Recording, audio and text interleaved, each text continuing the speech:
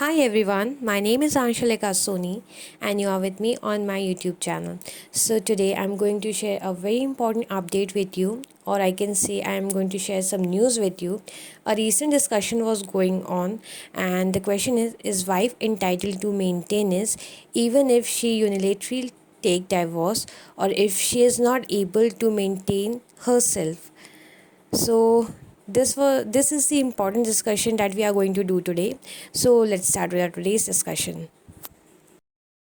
So the question which has arisen about wife entitled to maintenance if she unilaterally divorces her husband और if she is not able to maintain herself, तो ये discussion चल रहा है Calcutta high court में, चल नहीं रहा है, इस पर डिसीजन आया है कैलकाटा हाई कोर्ट में. So let's discuss on this topic today. Well, in the concerned case, the petitioner has challenged an order dated 18 November 2017, passed by the Additional Session Judges, Fifth Court Murshidabad, whereby maintenance under Section 125 of the CRPC has been denied to the petitioner. So, जो petitioner है means याचिका करता है उसने challenge किया है जो कि ऑर्डर आया था 18 नवंबर 2017 में, जो कि पास किया था एडिशनल सेशन जजेस ने. उस डिसीजन को उन्होंने चैलेंज किया है और उन्होंने अपने मेंटेनेंस का हक मांगा है under section 125 of the CRPC that has been denied on 18 नवंबर 2017 में बाय द सेशन जजेस, एडिशनल सेशन जजेस.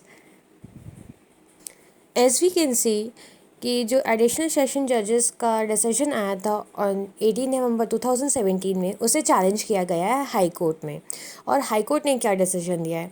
हाई कोर्ट ने डिसीजन दिया है on Thursday that a divorce wife is entitled to maintenance under section 125 of the CRPC even if the divorce had been unilaterally initiated by her. इसका मतलब ये है कि अगर वाइफ ने अपनी तरफ से डिवोर्स मांगा है तो उसके बावजूद भी उसे मेंटेनेंस का हक है under section 125 of the CRPC. उसके लिए उसे मना नहीं किया जा सकता, वो उसका हक है, सो उसे मिलना. So this was a decision taken by Calcutta high court. I'll read out the decision that has given by additional session judges on 18 November 2017. So they said they rejected such a prayer for maintenance on the ground that the petitioner had herself unilaterally granted divorce to the respondent, that means her husband. Thus, she could not be considered to be a destitute as she had willfully neglected her husband. The session court had also reaffirmed the ruling that since the petitioner was allegedly founded to be in a compromising position, such a claim for maintenance could not be granted to her. So the judgment says जो additional session जजेस ने judgement दिया था उन्होंने reject किया था उनकी plea को, मीन्स पिटिशनर की प्ली को, on the ground of that the petitioner had herself unilaterally granted divorce to the respondent. मतलब पिटिशनर ने स्वेच्छा से अपने हस्बैंड को डिवोर्स दिया था, that means her husband. Third she could not be considered to be a destitute as she had wilfully neglected her husband. तो उन्होंने अपने इच्छा अनुसार अपने हस्बैंड को निगलेक्ट किया था या त्यागा था. The session court had also reaffirmed the ruling that since the petitioner was allegedly found to be in a compromising position, तो उन्हें compromising position में पाया गया था जिसकी वजह से वो मेंटेनेंस की हकदार नहीं है. Another thing that said they have said that कि उन्हें विलफुली उन्हें छोड़ा था, that was the first thing they have said. और ये बोला था मतलब एडिशनल सेशन जज ने कि उन पे किसी ने क्रूएलिटी नहीं की थी या फिर उनको फोर्स नहीं किया गया था कि वो अपनी मैट्रिमोनियल लाइफ को छोड़ें. So this was the reason given by them for denying her plea of maintenance. So उन्होंने इनके जो पिटिशनर थे उनके प्रपोजल को या फिर उनकी जो मांग थी उसको रिजेक्ट कर दिया था on that basis only.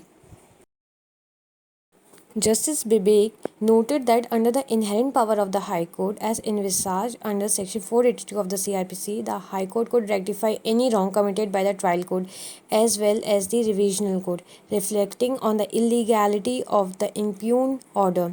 Justice Chaudhary observed.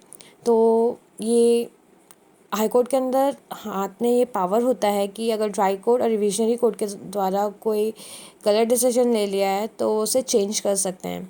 The learned trial जज committed illegality when she held that a divorce wife is not entitled to get maintenance. और उन्होंने ये पाया कि that there is something illegality in the decision that was taken earlier, that कि अगर कोई wife अपनी स्वेच्छा से डाइवोर्स ले रही है so she is not entitled to get maintenance. ये गलत है, उससे मेंटेनेंस मिलना चाहिए.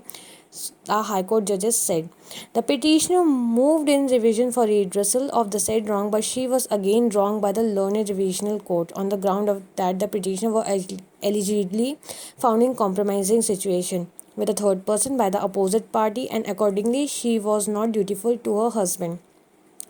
तो उन्होंने ये भी कहा कि जो रिविजनल कोर्ट है उनके द्वारा भी गलती की गई है कि if she has found in an compromising situation also, इसको ये बेसिस पे उसे इंटाइटल नहीं किया गया for the maintenance. So this was something wrong that happen with her. Now, the High Court also reiterated that the law is absolutely settled to the extent that a divorced wife shall always be entitled to maintenance till her remarriage if she is unable to maintain herself. मतलब high court ने फिर से ये बोला that law is absolutely settled to the extent that a divorce wife, मतलब law इस चीज़ को लागू करता है कि अगर कोई वाइफ डाइवोर्सी है और वो अपनी चीज़ों को मेंटेन नहीं कर पा रही है तो उसे मेंटेनेंस मिलना ही चाहिए. It was also observed that the impugned order had not made any determination as to whether the petitioner had the means to maintain herself independently. तो जो प्रीवियस जजमेंट्स थे उसने ये नहीं बताया कि जो पिटिशनर है वो उस चीज़ के काबिल है, मतलब अपनी खर्चों को उठा सकता है अकेले खुद से, ये उसमें नहीं बताया गया है. Accordingly the impugned order was set aside and the session court was directed to issue a new order. तो जो प्रीवियस जजमेंट्स थे उसे साइड में रखा गया एंड सेशन कोर्ट को ये डायरेक्ट किया गया कि वो फिर से एक न्यू ऑर्डर पास करें on the basis of the fact and circumstances of the case. मतलब जो कि फैक्ट्स हैं और सर्कमस्टांसेस हैं, मतलब पिटिशनर की कौन सी परिस्थिति है, whether she is able to maintain herself और नॉट, उनके बेसिस पे जजमेंट पास करें, not on the basis of whether she has wilfully given him the divorce और whether to point out on her character. On the basis of that you cannot give the decision. So correct your facts or have a proper fact about the circumstances of the case and then give the judgment. So this was something said by High Court to the revisional court and the trial court.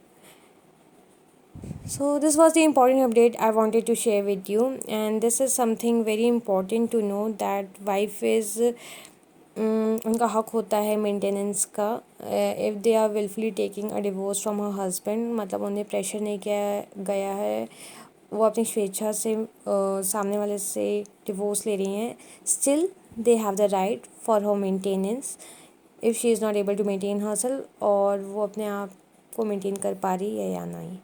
Thank you everyone. Stay tuned with my channel Legacy of Law.